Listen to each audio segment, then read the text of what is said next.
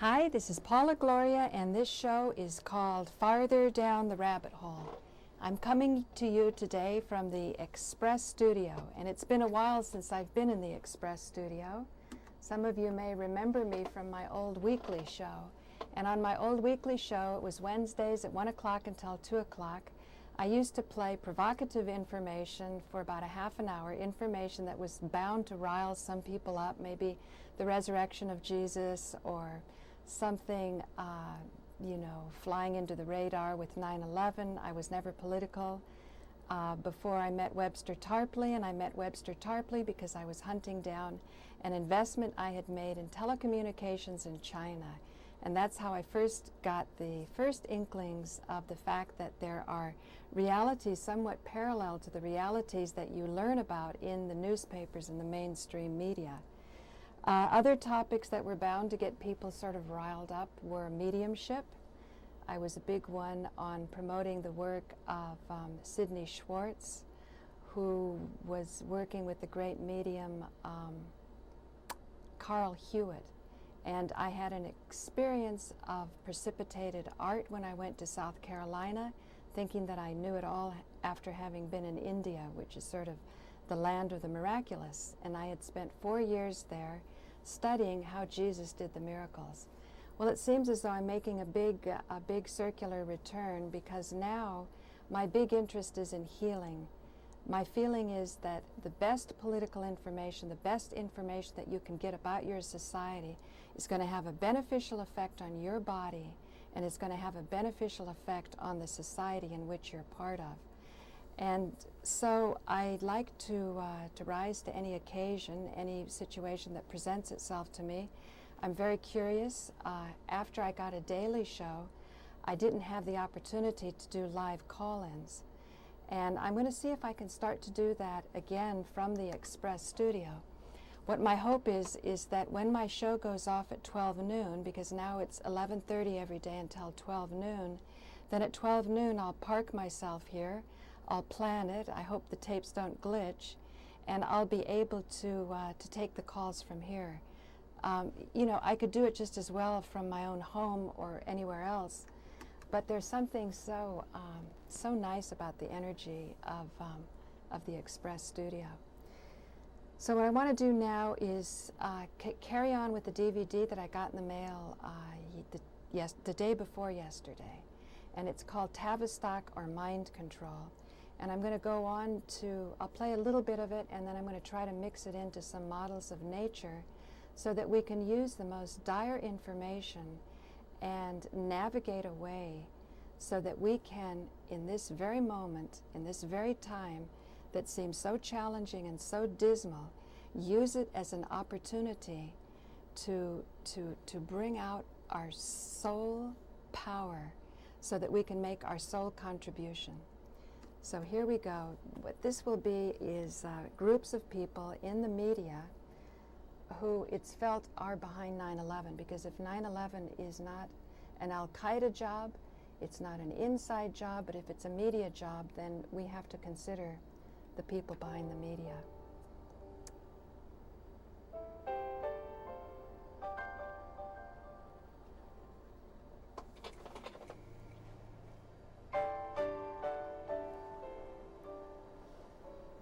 So this is showing, there's the terrorists, right, that everybody's seen on TV.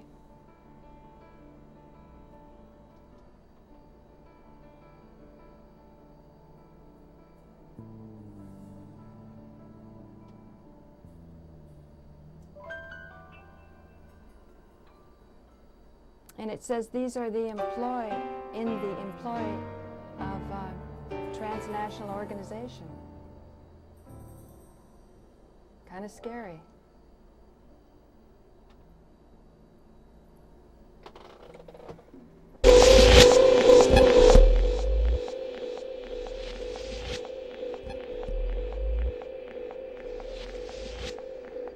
Perception warfare, that's what we're dealing with. And this octopus, if you reverse it, you see how he just appears.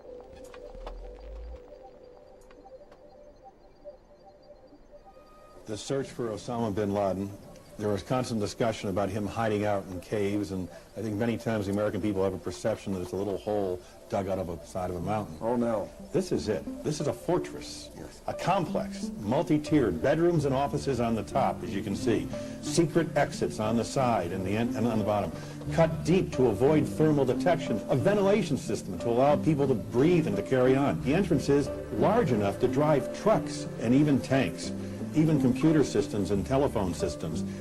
It's a very sophisticated operation. Oh, you bet. This is serious business. And there's not one of those. There are many of those.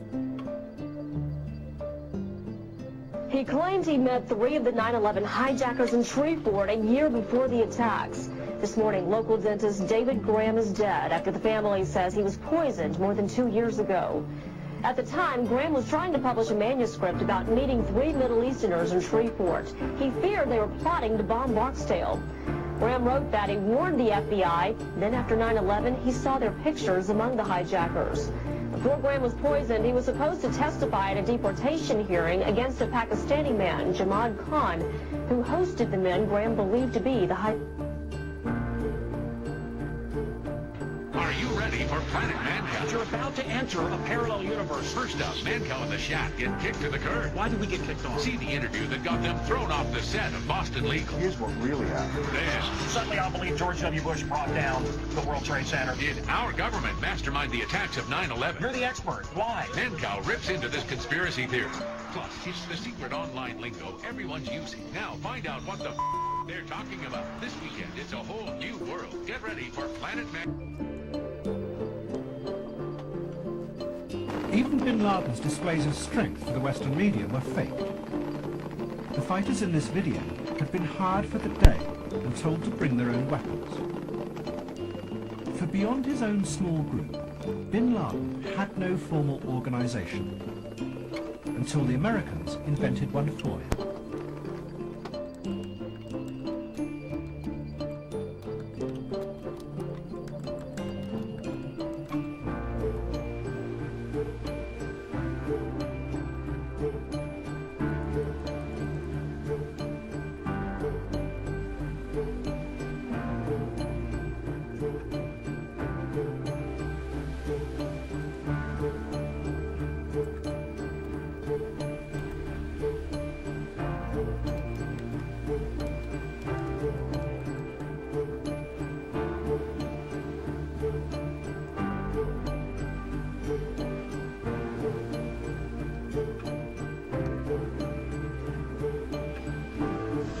I looked up and I saw sort of like a waving way up on like the 90th floor.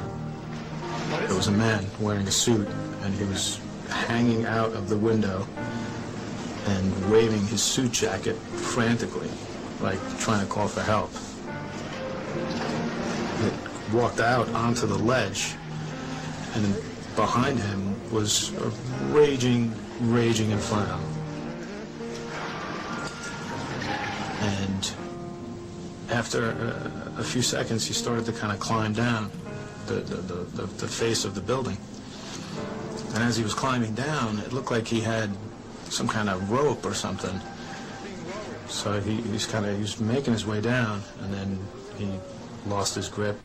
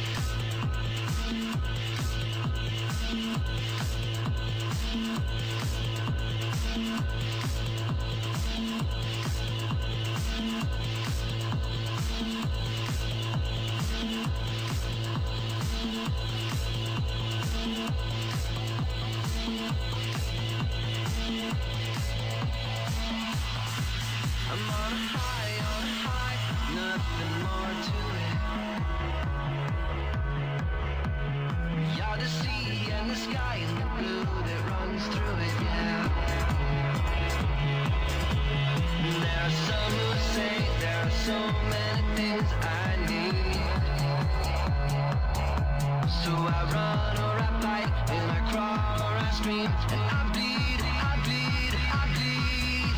I'm on a high, nothing more to it.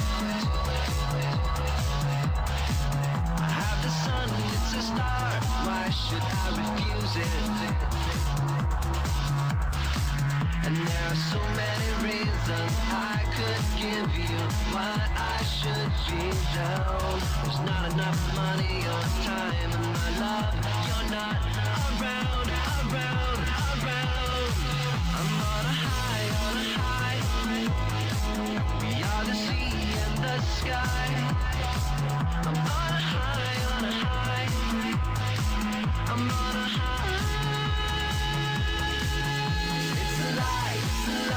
Don't you believe it, 'cause I've tried and I've tried. Can't really see it now, I'm trapped inside my conspiracy of happiness.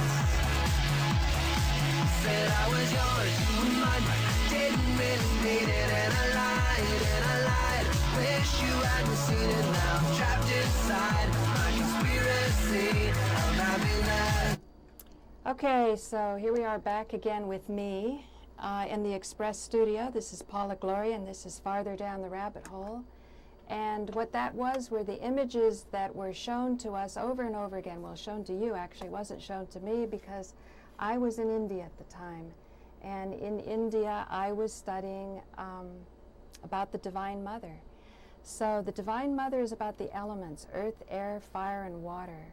And the importance of understanding the elements, earth, air, fire, water, ether, is that we are part of nature, and we can look to nature to seek balance, and we can have tremendous imbalances. Our little puny human life and our puny intellectual abilities and perspectives is not enough to grasp the magnitude of nature unless we learn certain skills. And these skills have been hinted at throughout the ages in a process that's called the Great Work. And the Great Work is something that we embark on when we want knowledge so urgently that we are willing to give up everything that the society has told us we must hold on to. And this comes to different people in different social spheres at different times of their life, different lifetimes even, when it's a life or death urgency to get the deepest possible knowledge that we can in order to unfold the most meaningful life possible. I'm going to be playing much more of this DVD. It's very interesting, but I have one subtle difference with it, and that this has already become a contention on YouTube, and that is I'm always seeking for the connections of empathy. I do not adhere to a punishment paradigm, nor do I adhere to a reward-punishment paradigm. In other words, if you wanted somebody to believe in something that you believe in, to do something that you want them to do, even if you felt from the bottom of your heart it was the best possible thing to believe in, it's the best possible thing to do, wouldn't you rather have them do it because they understood why you wanted them to do it, why you wanted them to believe it? Because you'd made that connection of empathy, as opposed to willfully you forced them to believe it, or your willpower, your force of personality, or the momentum of social consensus that's behind you has made them adhere to that. That would be kowtowing to either getting a reward for being considered pleasing in the eyes of either the person, well, in this case it would be you. You want somebody to do something, believe in something. They would do it because they want to be liked by you. Wouldn't you rather have them do it because they really see that that's the way it should be done? They really understand that? And to create these connections of empathy is a process. And so later on, I am going to be carrying on with this DVD. We had some problems in the control room. I had to bring the engineer up, so I wasn't able to get it all out. And what with the fair use laws here at MNN, 51% of a show has to be your energy on it, even if the person, gave you the rights to broadcast it. It's not a matter of money. It does get to be a matter of giving a fair shake to everyone, and not that some little citizens here are being used as fronts for somebody else's message, no matter what the message may be, and even if they're not getting a fair shake in mainstream media. The idea is that each Manhattan resident that comes forward, learns the skills that are necessary to use the equipment at M&N, represents a voice that should be heard. And like Harold Channer said with, who was that cybernetics guy, I'm forgetting his name, that even though you'll have a cacophony of sounds and images and voices, eventually there will be a pattern emerging. And what I'm feeling today, the necessity for the emerging pattern, is that we need to have protection to all the people. And part of this is going to necessitate the people going through a painful process to see that what they've trusted so far is not trustworthy. And that public access now, here in Manhattan, the franchise with Time Warner is urgent. This is a matter now of national security, because if 9/11 was not an Al-Qaeda job, if airplanes, didn't knock over the World Trade Center, if a controlled demolition and thermite didn't do it, it's not an inside job. But if it's a product of directed energy weapons, and this obvious reality, obvious to me, Joe Friendly and I don't agree, again, that's a beautiful part of public access, we can all come forward and discuss it. This is only one citizen's opinion. If it was not a controlled demolition with thermite, and if it was a demonstration of directed energy weapons, then the media was complicit, because the media covered up for it and showed you something that wasn't really there on television. Now, later on in this DVD, we're going to be actually seeing the people who did 9/11. And they're not those ragtag, terrorists that are in the employ to create a good puppet show. But what I'm going to do that's different, and I get a lot of flack from this on YouTube, I do not have models of judgment, hate, blame, punishment, because I'm very sensitive to the prison system. And if we want to empty the prisons, we want to empty them for everyone. For sure, when my mother told me that forgiveness was important, I was irritated when I first heard about 9/11 truth. But I can say now, forgiveness is important. All the great masters of the past have talked about compassion and forgiveness.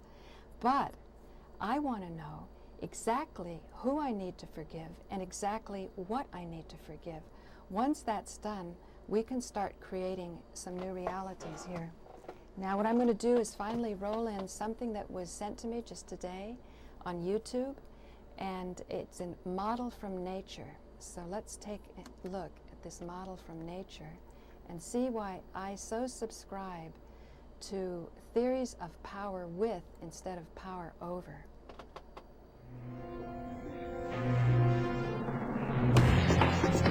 It was madness, a wild and reckless risk.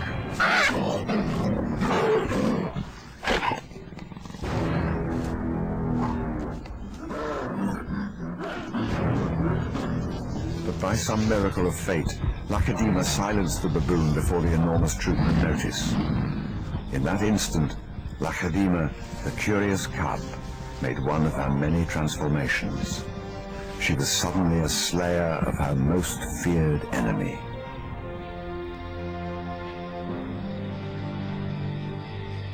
Quite suddenly, this already momentous kill took an amazing twist. Something moved in the dead baboon's fur. A day-old newborn. It took a moment for Lacedaemon to notice. She's always been curious.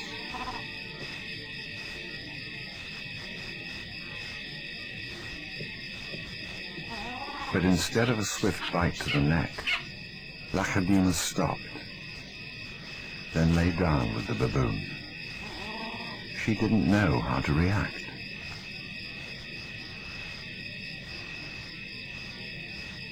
Hyenas would normally send her scurrying for the trees, but this time, she gently lifted the baby to safety first.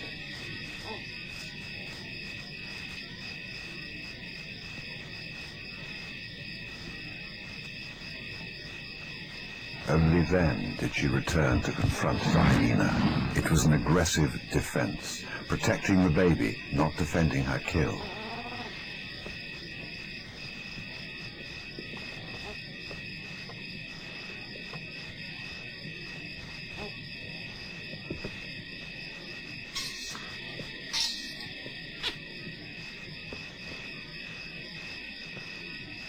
Lakhadima's eyes never left the baby for hours, and strangely, this newborn started following her everywhere, reaching out to her, most likely imprinting on his new surrogate mother.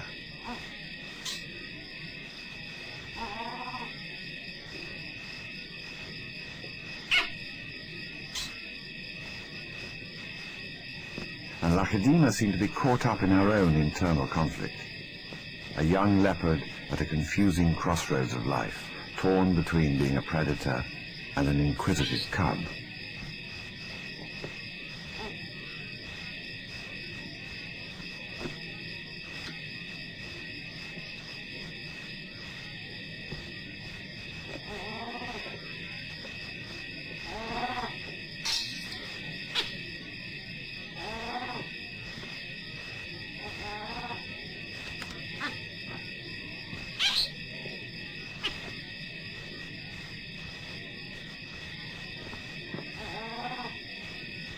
Perhaps something more maternal and compassionate started to grow within her at that moment.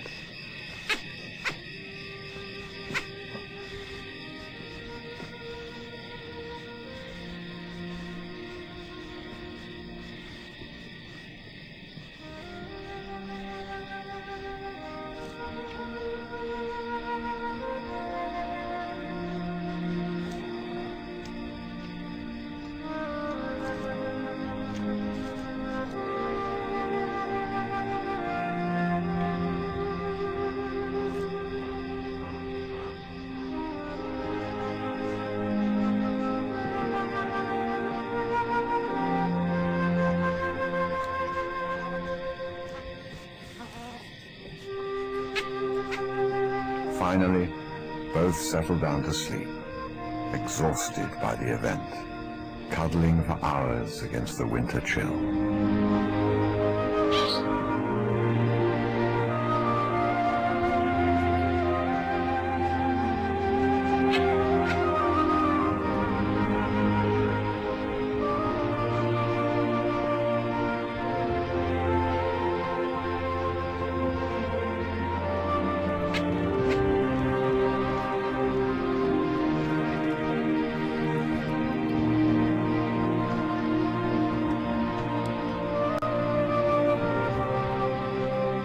It was the cold that finally made the baby baboon go quiet. Another layer of mystery was added. The night the leopard lay down with the baboon. Okay, so here we are back again to the Express Studio, and what I'm going to be doing right now is going online to rabbitholecentral.tv. And I'm going live on rabbitholecentral.tv as I do at 12 noon every day. And what I want to say is what I was just playing was a picture, a roll-in from National Geographic of, I think it was a leopard who caught a baboon, and the baboon had a one-day-old baby, and the leopard was lying down with it. This is for the people who are just listening to the stream. And the importance of this to me was that the baboon was like what we are holding on to as our reality. And our reality and what we've trusted, the institutions that we've trusted, are all failing. They're gone. You know, what they were protecting us from overtook them. And so now, like the little baboon, or the little baby baboon was sleeping with the very predator. So I'm sure in nature it's probably going to happen. I mean, this cut off, so I don't know the end of the story, that the baby baboon without its mother is probably going to starve to death and die. What my hope is that because we're human beings, by developing skills of nonviolent communication, which is understanding that our needs and our feelings are just as valuable as any other human being's needs and feelings, including the bad guys, the ones that, you know, throughout the ages when the revolutions have come along, you know, off with their heads, we can rise above that model. And that's where I say we could be different than the baby baboon. And we can create a strategy that's going to ensure our survival. In this case, I'm saying the the way to do power with as opposed to power over, because clearly we don't have that kind of power. I don't have, you know, a battery of sound engineers at my disposal, or people who can watch over the website, and all those things that viewers are used to having at their beck and call. Of course, you know, it costs. Cable is about $50 to $80 a month. I was horrified to hear that some people are paying $80 a month. But in return for that, everything, you know, you're spoon-fed everything in a wonderful way. We don't have that wonderful way on public access. So we're not going to have the ability to do power over, you know, bring them to justice and put them in prison. There's not enough time for me to do the show that I want to do on prisons, but I will in the future. We should definitely recognize that a lot of our talent is out of the loop. We don't have our best people in the society. Actually, even our worst people, we should have all people, because we can learn from everyone. So I think that show is, that about wraps it up. I'm going to be going on with this DVD that I got in the mail, Tavistock and Mind Control. I'm even going to be playing the things that are showing the actual people that are behind the media, these mega bucks kind of people.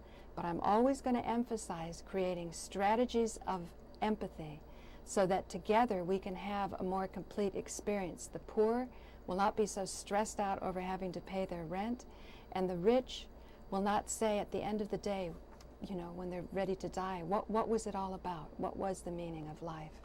And I'm saying the meaning is overcoming these challenges so that we can learn what real love is. So this show, Farther Down the Rabbit Hole, is finished. Stay tuned, 12 noon.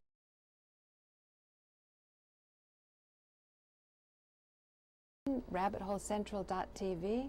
And what I'm going to do now for the stream is turn it over and ask anybody to call in, if you're out there, at 212-757-1541.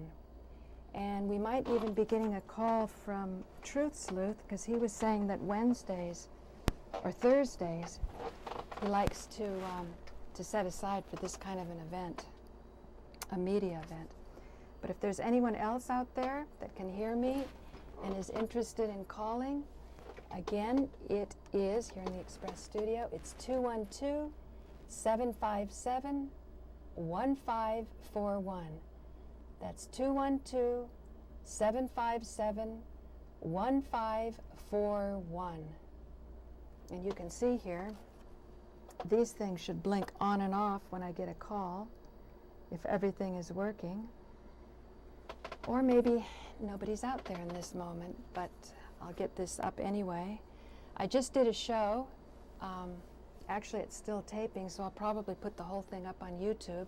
The view that you're getting on the stream is not going to be the same as the one that you get, you know, the recorded document, the one that's going to last through the light of all eternity. Although they're telling me that hard drives fail so easily, that the celluloid movies have a better chance of making it throughout time, which is interesting because, you know, it does seem like there's a media overload that's going on today. And you kind of wonder, in the case of overloads, what message is going to be the enduring message. The Vedas is the ancient body of knowledge that's generally left in book form, in linear form, but through meditation, I've come to realize, and others have, that the words, the linear words, are a pale reflection of this enduring truth that came from the beginning of time and will keep re-emerging because of the nature of truth being truth. I'm not one that believes in the Big Bang. It's not quite the steady state of Fred Hoyle either, but that knowledge is a dynamic process and it's ongoing. Again, we're at 212-757-1541 if anyone wants to call. And I thought that Harold might be calling. I know that there's going to be an ACAP meeting pretty soon, and he had wanted to know from me if I was going to be streaming the ACAP meeting, and I certainly am.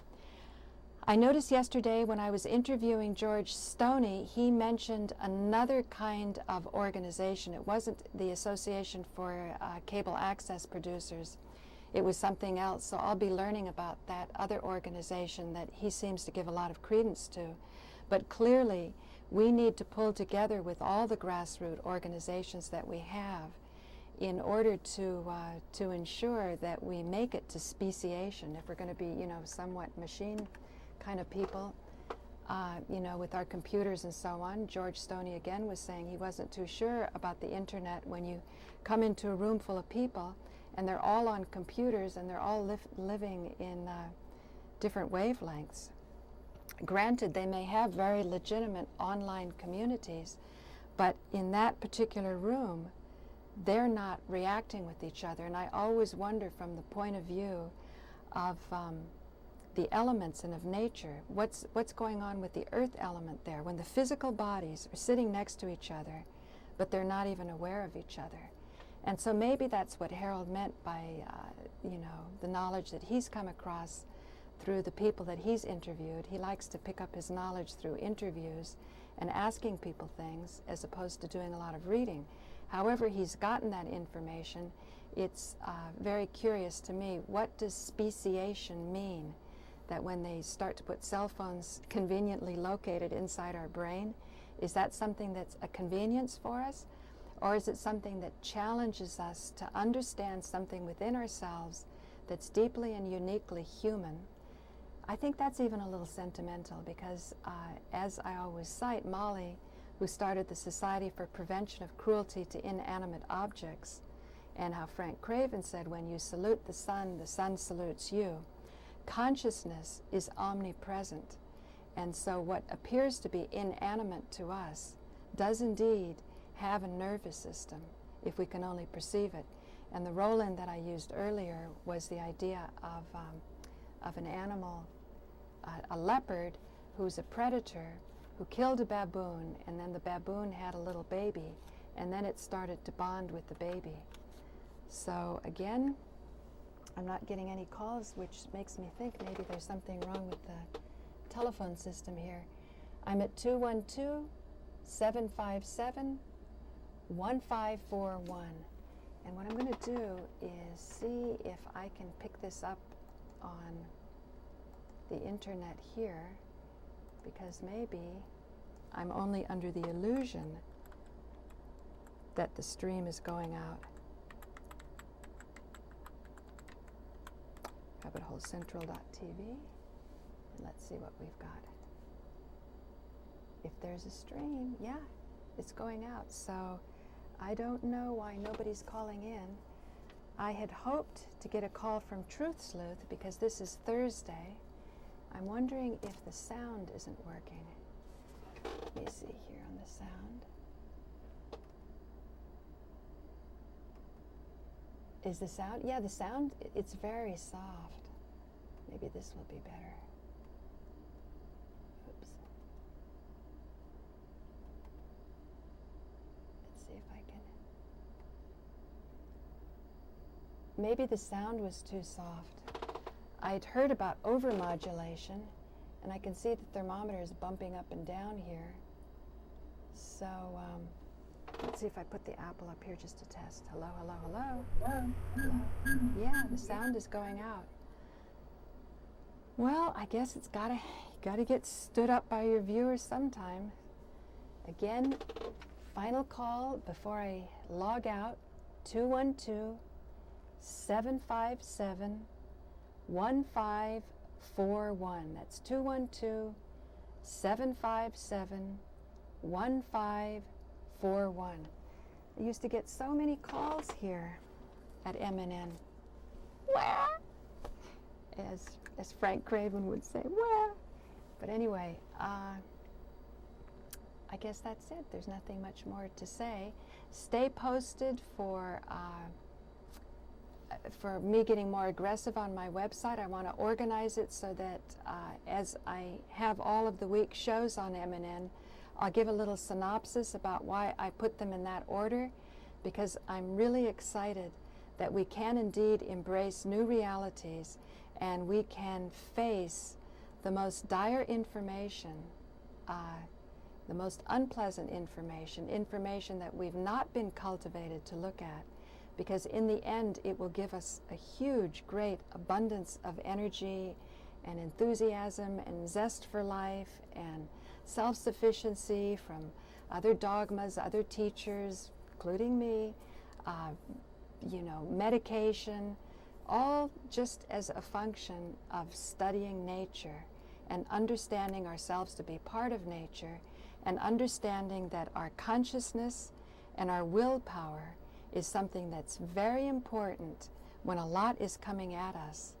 but that our consciousness and even our human soul is not something so mysterious that it has to be, that you have to be a mystic to believe in it, but that we do have something deep within us that can overcome any kind of challenge that's going on around us.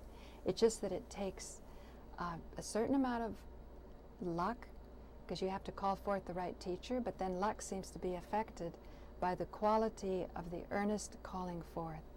So that's what my claim is going to be, that the great work is alive and well here in Manhattan and throughout the world through the internet. And even if we're faced with the internet being locked down and no more freedom, and the drug trials that we have access to today is going to go away, and doctors are going to poison us, well, if we're not checking out today, if we're not exercising the freedom that we have on the internet today, it's going to be like a use it or lose it phenomenon. So anyway, let me carry on with the DVD until the tape runs out. I'll bring up the DVD.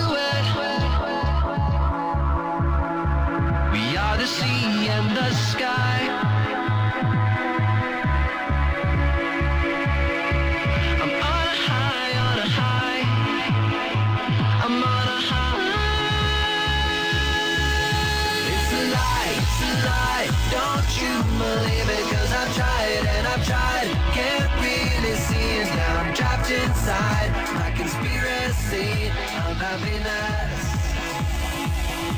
said I was yours, you were mine, but didn't really mean it, and I lied, wish you hadn't seen it. Now I'm trapped inside my conspiracy of happiness.